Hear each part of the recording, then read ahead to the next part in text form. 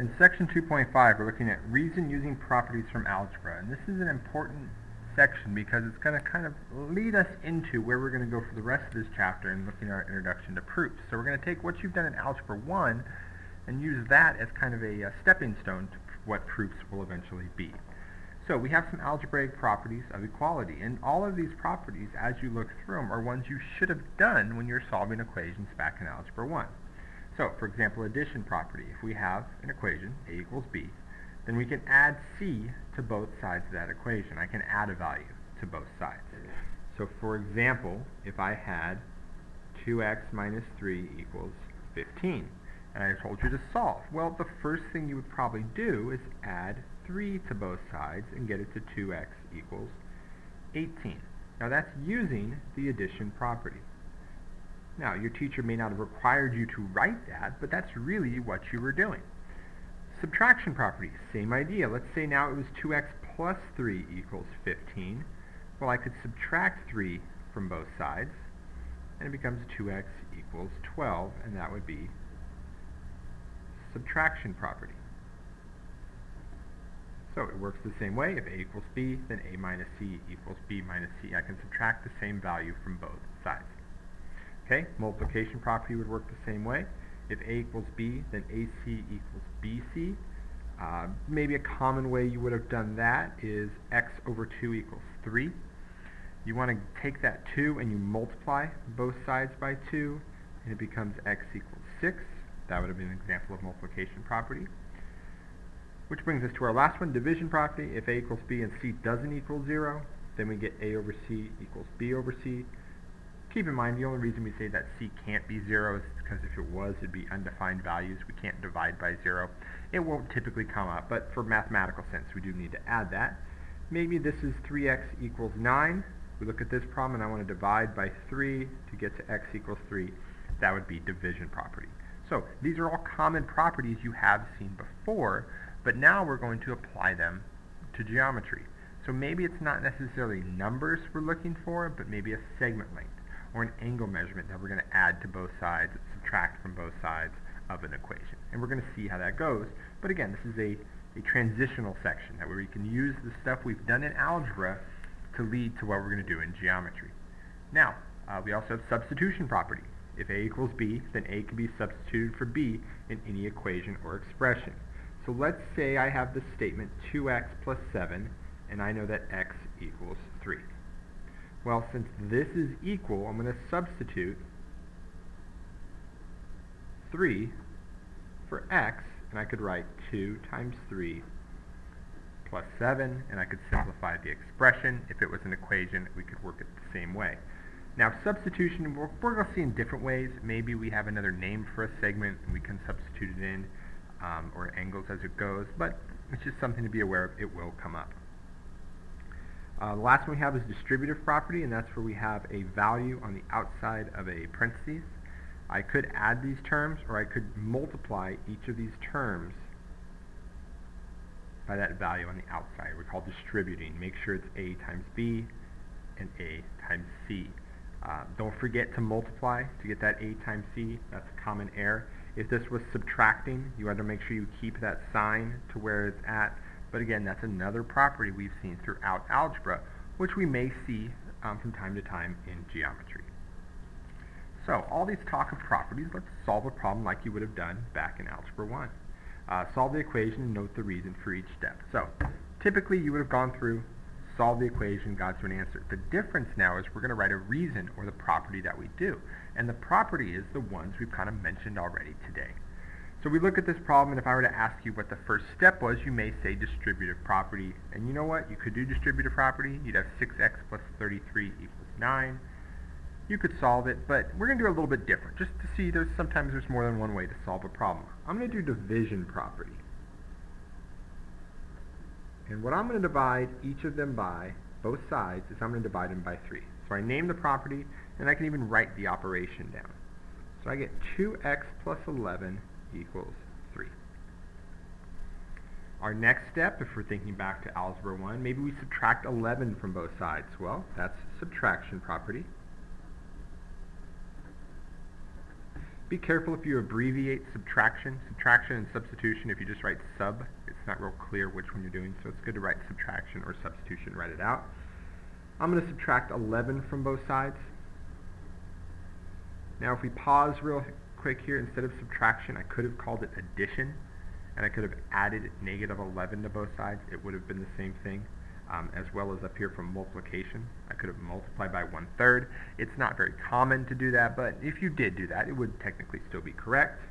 And our last step is division property. We're going to divide both sides by 2, and we get to x equals -4. So that shows our solution. We've gone through, but now we've listed the reason, and that's something we're going to have to do.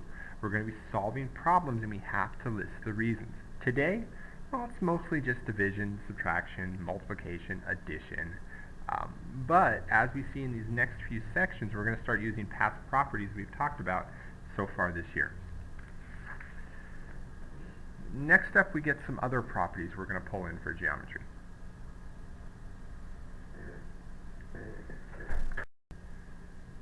The first property we have is the reflexive property of equality, and all three of these are going to be listed 3 different ways. First one we have is for a real number, for a segment length, and then for an angle measurement. So really it's the same property each time, but we're just looking in a different realm. So we could have a real number, a equals a, or 3 equals 3, or 5 equals 5, and the number is equal to itself. The length of a segment is equal to itself, and the measure of an angle is equal to itself. And you may be looking at this going, why do we need to say something is equal to itself? But maybe this is something we would work into a addition problem. If it's equal to itself, I can add it to both sides of the equation. Maybe it's something that would lead to a multiplication, division, maybe even simplifying the problem as it goes and just making that statement. Because we have to get used to making statements that lead to it. We will use this one, like I mentioned, with those different operations, so it's one we have to be aware of. Symmetric property. This one, again, real number, segment length, and angle measurements. We have if a equals b, then b equals a. If ab equals cd, or ab equals cd, then cd equals ab. And the measure of a equals the measure of b, then the measure of b equals the measure of a. This one lets you switch the order. Now this is one we're going to talk about as we start to go through and identify the different properties, but we eventually just take this for granted. If I had a equals b and I wanted to write it as b equals a, we'll just switch it as we go. It's not very proper. We should be naming them. We should recognize that that symmetric property is there, but it's something we won't use as much as we develop proofs. Reflexive we'll use far more. The third one, which is probably the most popular of all these 3, is the transitive property. And that one is, if a equals b and b equals c, then a equals c. C again, ab equals cd and cd equals ef, then ab equals ef. And the measure of a equals the measure of b, and the measure of b equals the measure of c, then measure of a equals the measure of c. There's a common theme throughout these. I'm saying that a equals b equals c, then a equals c. So if I have them both equal to the same thing, b, they're equal to each other. And this is an important step as we go through, because if I can find a link between a and b, a link between b and c, then I can jump from a to c because they're all equal. So look for equal to the same thing, they're equal to each other. It's a very popular way we're going to work through our proofs. Now, how we can remember these. There's various shortcuts. You can learn to recognize them as you go, but maybe just starting out recognizing the properties. Realize reflexive property has 1 letter, or 1 term, a, b, a, or measure of a. Symmetric has 2, a, b, c, d, on and on and on. And transitive has 3, a, b, and c. They're in alphabetical order too, r, s, t, 1, 2, 3 different terms. Now, that's not going to give you enough to memorize it every time, but at least as we start off, you can start to narrow it down and get used to them, and then after practice, they're going to become commonplace, and you'll have them memorized just fine. So, what we're going to finish with here is an actual example of a proof.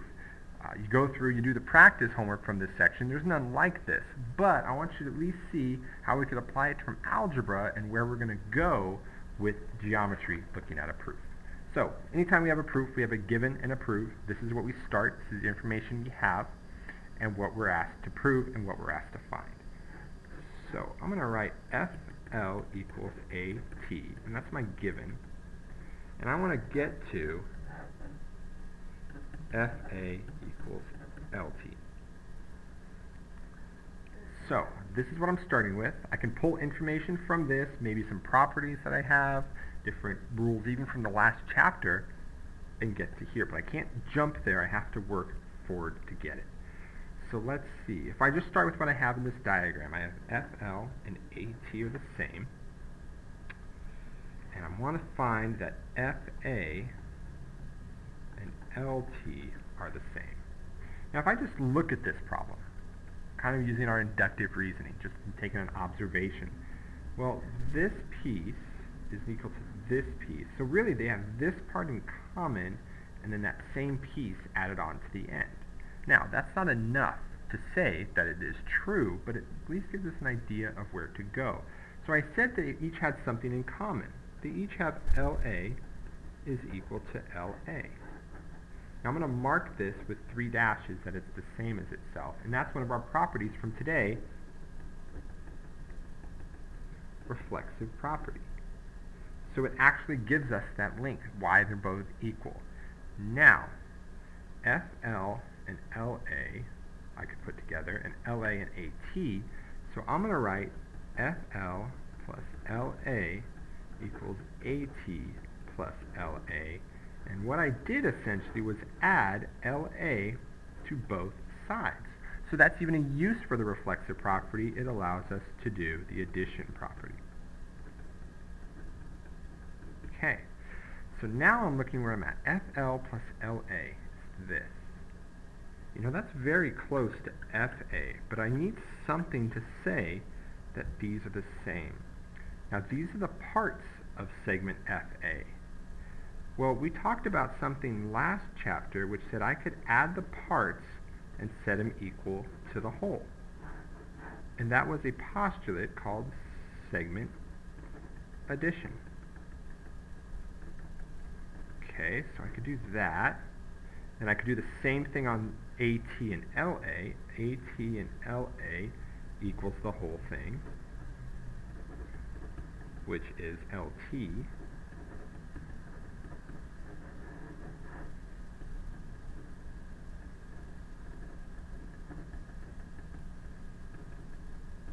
Okay, so now I have this is equal to that, this is equal to that, so if I could replace them with what they're equal to in the equation, I would be here.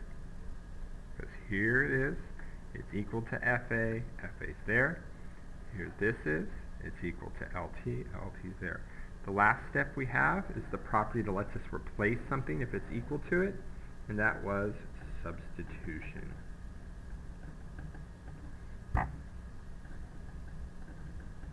So, I used reflexive, I added to both sides, I'd use segment addition to get to the whole thing. Now maybe if you sat there and had to describe the process that you had, it would be the same process, but we have to make sure it's an organized logical argument. And when we talked about deductive reasoning, we said logical argument. And this would be there, it would give us a reason for each step. Now you may also see this written as a 2-column proof, and we're going to see that more on the next section. And in a 2-column proof, we would put all the box statements in the left column and the reason, or what's written below it in the right. So we would have 1, 2, 3, 4, 5, 6 lines. And we could just list them all out, and that'd be a typical way you're going to see them. But if you want to map it out like this, kind of work through your process, that's always an option.